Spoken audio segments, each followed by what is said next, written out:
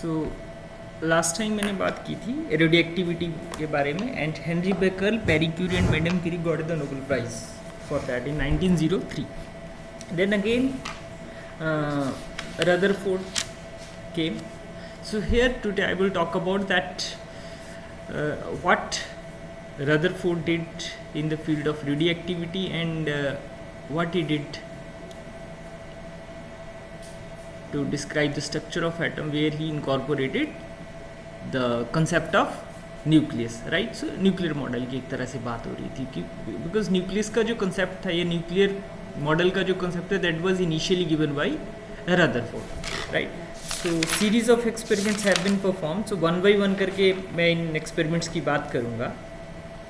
So let us first of all talk about that what Rutherford did in the field of radioactivity, right. So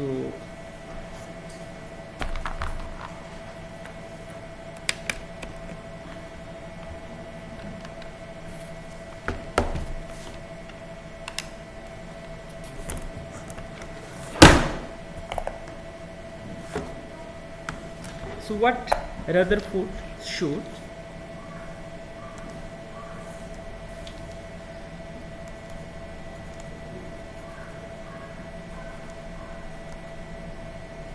Rutherford showed that Becquerel's rays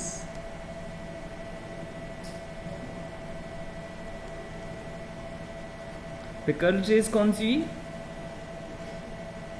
Henry Becquerel ने क्या चीज discover की थी? Radioactivity. So that means these are the radiations emitted from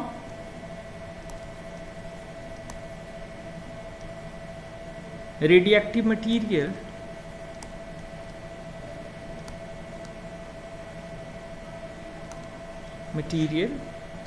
means these rays were made up of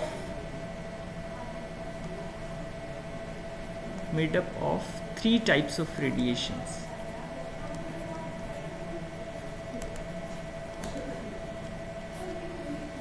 ठीक है, आपने एक diagram देखी होगी.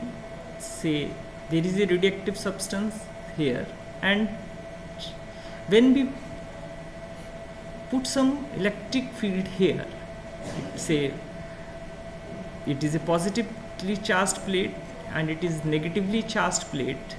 So what will happen? Some rays are deviated towards here and some rays are deviated towards the negatively charged, and some remains undeviated. So that means three types of radiations are there. So this was told by Rutherford, right? And then what he did, he identified alpha and beta rays. ये कौन सी race थी? which are deviated towards positive charge. These are the beta rays and these are the alpha rays, and these are gamma radiations. They are undeviated. So Rutherford identified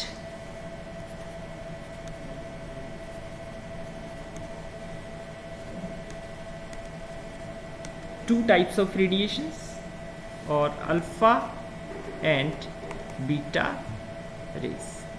So these two types of radiations are identified by Rutherford. And gamma radiations were discovered by whom? बोले gamma rays or the gamma radiations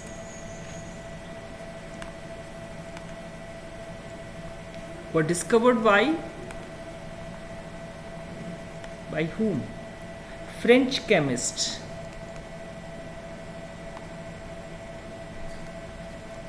and his name is Paul Biller.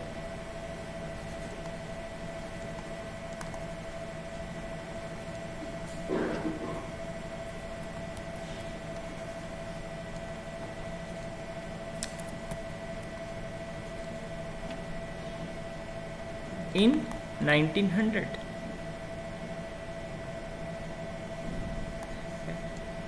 It is from 1860 to 1934. So 1900 में gamma radiations were also discovered by this person. Then after that, again Rutherford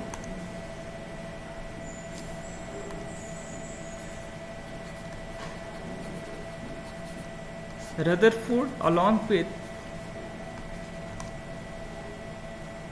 Frederick Soddy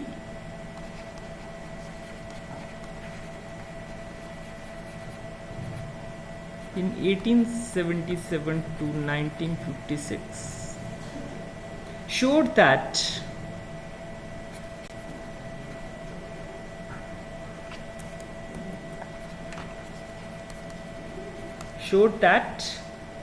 radioactive decay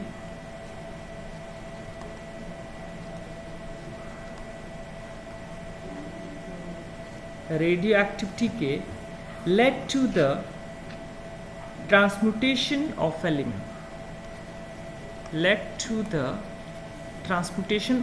element.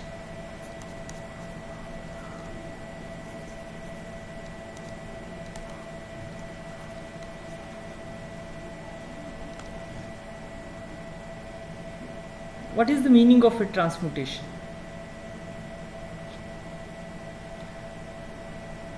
Means elements will get changed.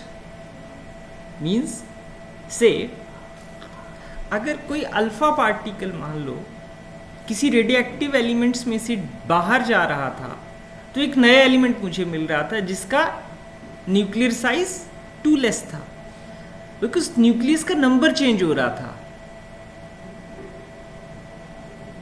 It's very interesting thing that is happening when nucleus number means number of protons will change. एक alpha particle knockout होने का meaning क्या होता है? That means 2 protons are coming out, and when 2 protons are coming out of it, that means it is transforming into a new element. तो नए element भी बन रहे थे. तो एक तरह से एक नई शुरुआत भी हुई कि हम लैब में क्या न्यू एलिमेंट्स खुद बना सकते हैं. एक नई चीज पता चली हमें. ठीक है. सो रदरफोर्ड और फ्रेडरिक सॉडी ने दोनों ने मिलकर ट्रांसम्यूटेशन ऑफ एलिमेंट्स की बात की. It's very interesting thing, right?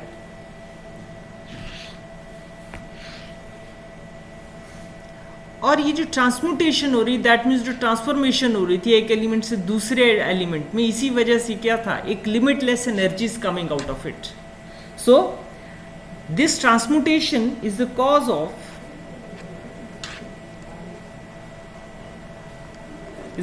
what? It is the cause of limitless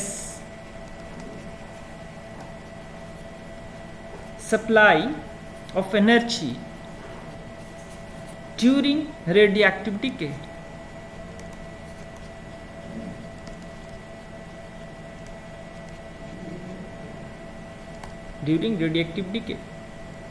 And another thing, he has also given the idea of what? Idea of half-life of a radioactive substance.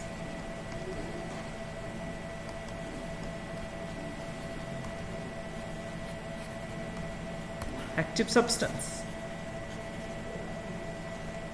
ये भी पता चला. And for this he got the Nobel Prize in chemistry. He got Nobel Prize in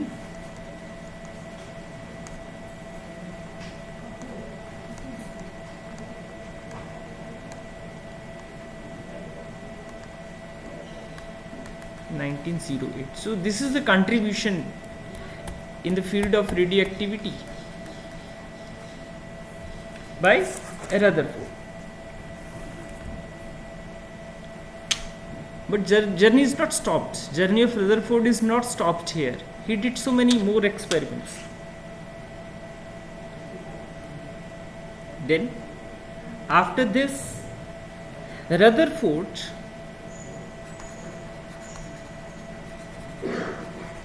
along with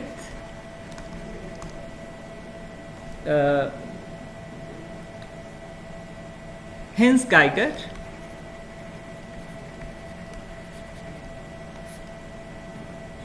it is 1882 to 1945,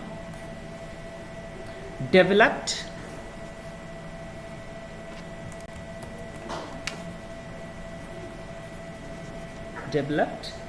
zinc sulfide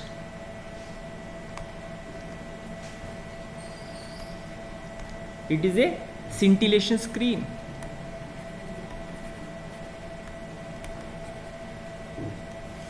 What do you mean by scintillation screen? Means when something is maintained in it over them, it glows. So zinc sulfide and ionization chamber.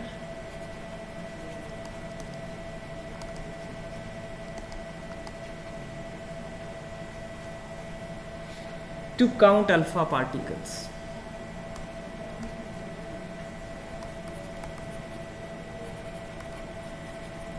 So alpha particles को count करने के लिए क्या किया गया? They have developed zinc sulphide, it's a different way, and another is the ionisation chamber. दो चीज़ें इन्होंने डेवलप की to count the alpha particles. Clear? And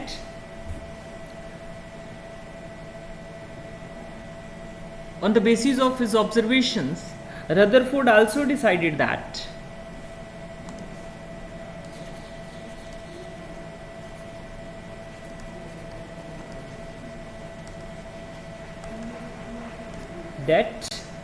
charge on alpha particle is 2, charge on alpha particle is 2, that is plus 2e. This is the charge on the alpha particle.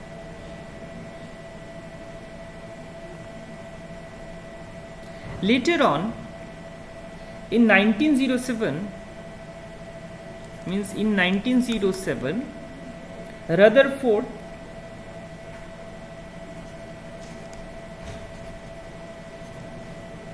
with Thomas Wright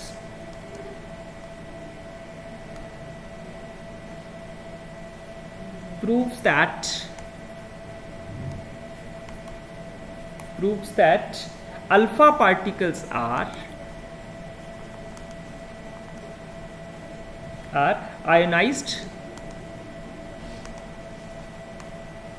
helium atom. In other words, we can say that means when helium gets ionized, means helium के दोनों electron अगर हम बाहर निकालते तो rest will be what? Rest is the helium nuclei. ये बचता है. क्लियर? सो ये चीज हमें पता चली. किसने बताई? रदरफोर्ड ने.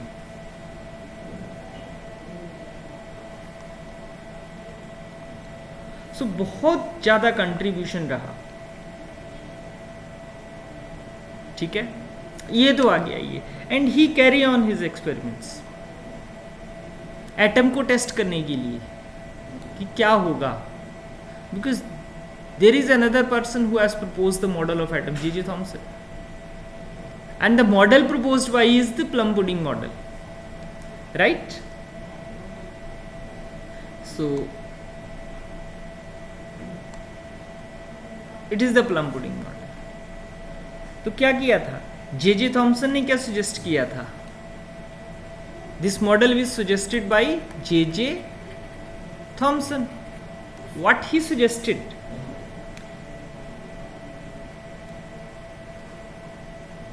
That negatively charged electrons are distributed uniformly or evenly throughout this positive charge में वो uniformly distributed है like a particles.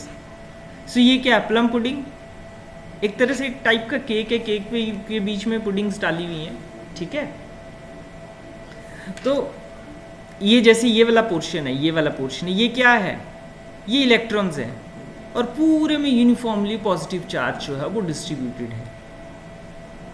It's a plum pudding. और दूसरी साइड ये हमारे पास स्ट्रक्चर ऑफ एटम है. ये तो बीच में इसकी स्लाइस काट के यहां से बताया हुआ that it's look like this.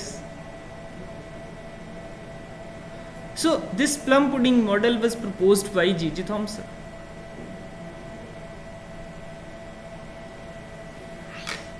Right?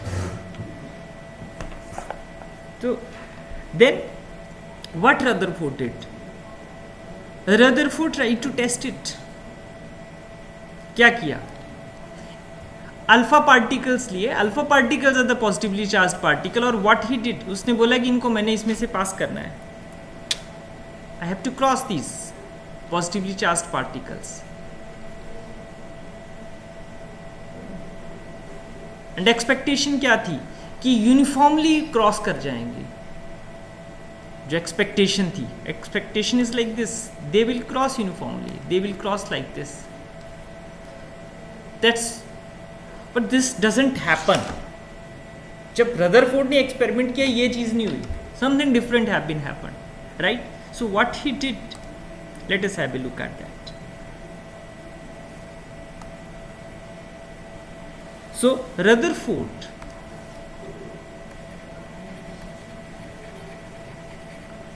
decided to test the model, decided to test the plum pudding model.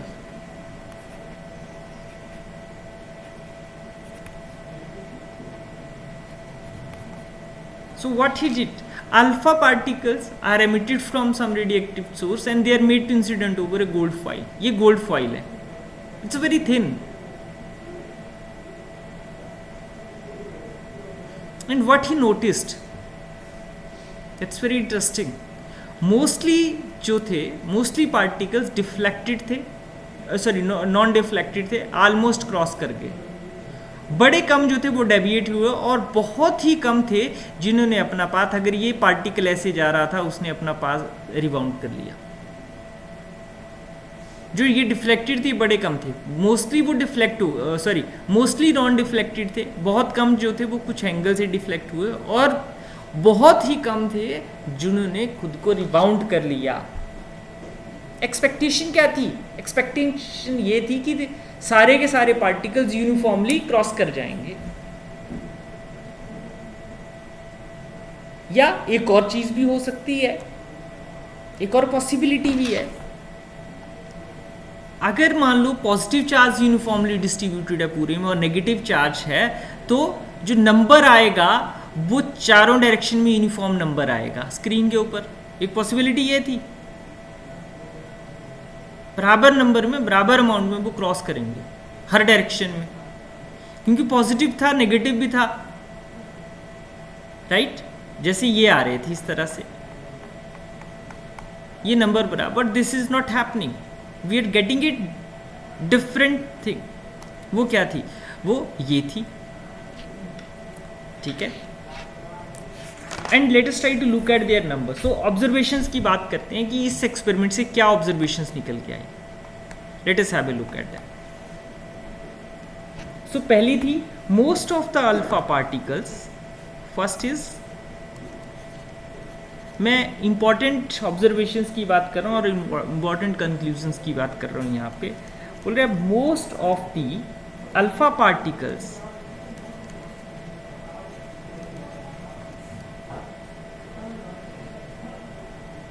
pass through the foil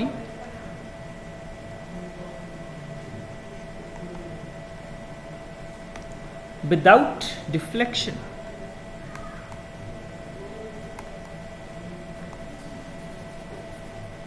This is the one observation which we are getting. And what is the second observation? Few alpha particles were deflected. Few alpha particles were deflected through very small angle. ये screen थी zinc sulphide पे, इसके ऊपर number पता चल रहा था। अब जैसे ये एक ही पार्टिकल बताया हुआ, ये क्या थे, यहाँ से सीधे क्रॉस करके वो यहाँ पे मुझे दिखे, their number will be very large.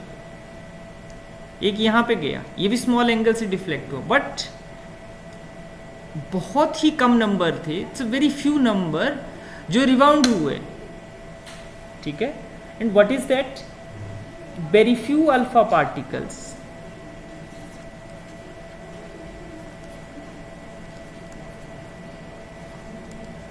This is a very important observation. Very few alpha particles. Let us talk in terms of numbers. Roughly 1 out of 20,000. Roughly 1,000 sorry रफली 1 आउट ऑफ 20,000, सिर्फ एक particle 20,000 पे rebound हुआ।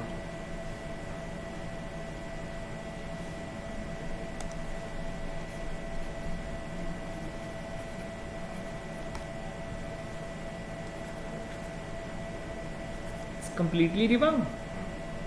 Rebound का मतलब deflection through 180 degree. ये 3 बड़ी important observations थी। इसी का कंक्लूजन निकल के आया 20,000 पे रफली 1 या 2 हो सकते हैं। दैट मीन्स जो न्यूक्लियस का साइज होगा, मीन्स जिसपे अब कौन रिबाउंड करेगा, अल्फा पार्टिकल को कौन रिबाउंड कर रहा है, इसका मतलब एक रीजन ऐसा है जहां पे पूरा का पूरा पॉजिटिव चार्ज कंसंट्रेटेड है और बाकी एटम खाली है, पूरा का पूरा एटम खाली है, रफली ऑलमोस्ट एम्प्टी है। और वहां से क्या हो रहा है, what is happening from there, रफली कोई एक पार्टिकल 20,000 पे अगर 20 पार्टिकल्स क्रॉस कर रहे थे तो उसमें से कोई एक आधा पार्टिकल वापिस हो रहा था, it is rebounding. That means nucleus का साइज रफली 10,000 टाइम स्मॉलर था। दैट मीन्स न्यूक्लियस इज रफली 10,000 times smaller than the atom. ये कंक्लूजन निकल के आया। और दूसरी चीज, इसको क्या बोला न्यूक्लियस को, इसको न्यूक्लियस बोला गया, कोर है ये, means there is a core region, atom के अंदर एक कोर रीजन है and we are calling that core region as a nucleus. And what is its property, this core region is the region at which whole of the positive charge is concentrated and rest of the atom is empty। इसी वजह से तो क्या हो रहा था, particles cross कर जा रहे थे एंड डिफ्लेक्टेड, कोई इफेक्ट नहीं पड़ रहा था। इलेक्ट्रॉन को कोई इफेक्ट नहीं पड़ेगा, इलेक्ट्रॉन का कोई बहुत ज्यादा इफेक्ट नहीं पड़ना था। रीजन क्योंकि इतनी ज्यादा एनर्जी थी उनकी और फिर very much larger in size, तो न्यूक्लियस इलेक्ट्रॉन के होने नहीं होने का कोई फर्क नहीं पड़ना था, इतना भारी था वो, बिकॉज न्यूक्लियस का साइज इज रफली 2000 टाइम्स लार्जर। मास की बात कर रहा हूं मैं। सो ये चीज निकल के आई, तो न्यूक्लियस जो था रफली 10,000 टाइम्स स्मॉलर था। ये एक इंपॉर्टेंट चीज हमारे पास आती है। एक एस्टिमेटिस नंबर से लग रहा था न्यूक्लियर साइज का, एक और एस्टिमेट लगाने की लोगों ने कोशिश की। What was that, let me talk about that. बोलते ये क्या है, एटम, और ये हमारे पास, लेट मी रीड्रॉ इट, ये एटम है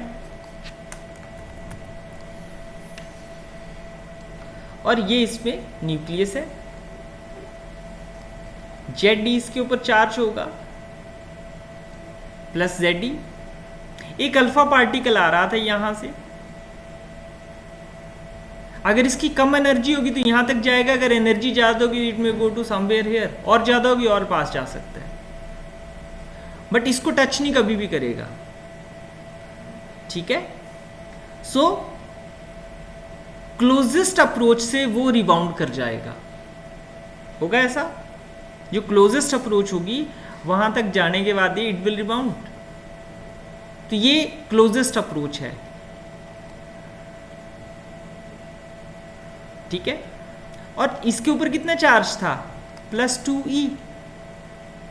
तो जो इसकी काइनेटिक एनर्जी थी, kinetic energy of alpha particle, वो यहां पे रुका and then it rebound, it will come back. So what will happen, kinetic energy of alpha particle is balanced by the coulombic force. ठीक है, सो क्या करते हैं, energy of alpha particle is equivalent to coulombic force की वजह से जो energy आ रही, तो 1/4πε0 2e ZE divided by the separation between them, ये मेरे पास इक्वेशन आ जाती है। तो इस इक्वेशन में एक एस्टिमेट अगर हम लगाएं कि अल्फा पार्टिकल की एनर्जी 7.7 मेगा इलेक्ट्रॉन वोल्ट हो और गोल्ड फॉइल के लिए 79 है जेड की value. If I put all these values here तो यहाँ से डिस्टेंस क्या आ जाती है d. दिस डिस्टेंस इज रफली 3 इंटू 10⁻⁻40 और एटम का डायमीटर कितना था गोल्ड का, दैट इज 3 इंटू 10⁻10. ये रफ एस्टिमेट बता रहा हूं मैं, this is not exact values. So यहां से भी क्या कंक्लूजन निकल के आ रहा था, that nucleus is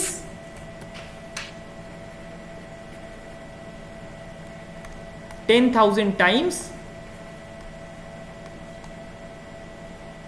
smaller than the atom. एक ऑर्डर ऑफ मैग्नीट्यूड का मुझे पता चल गया कि एटम से छोटी चीज भी है. So two things are there with us now. It is a nucleus. It is smaller than the atom, and another is the electron, which is also smaller. This is a part of the atom. तो nucleus और electron से मिलके atom बना हुआ है. दो चीजें मेरे पास आ गई. ठीक है. So journey has been started now. So I think this is enough for today. So tomorrow I will talk about another more things regarding the subatomic physics, that is nuclear physics की हम बात लगे हैं करने. And then after that slowly and steadily we are moving towards the subnuclear physics, that is the high energy physics. Right, that's all for today.